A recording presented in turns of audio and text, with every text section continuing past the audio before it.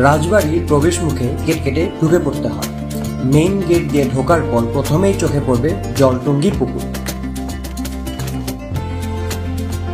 বিশাল এই পুকুর নাটোর রাজবংশের স্মৃতি বহন করে চলেছে।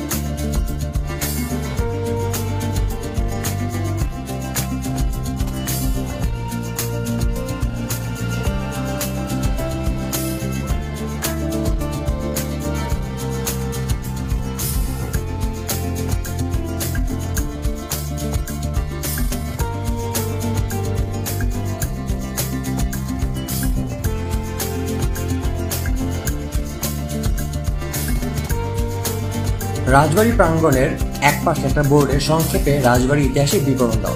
চলুন আপনাদেরও ছোট করে বলে নিই রাজবাড়ির ইতিহাস।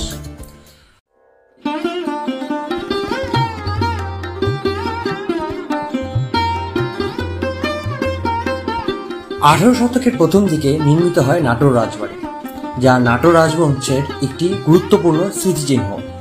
18 শতকের শুরুতে নাটোর রাজবংশের উৎপত্তি হয়।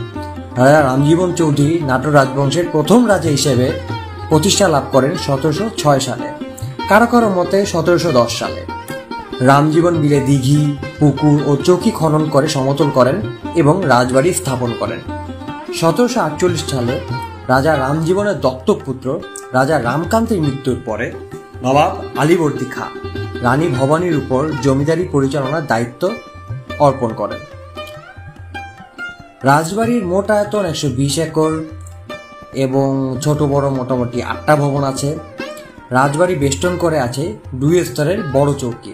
পুরো এলাকাটা 2টা অংশে বিভক্ত, ছোট তরফ ও বড় তরফ।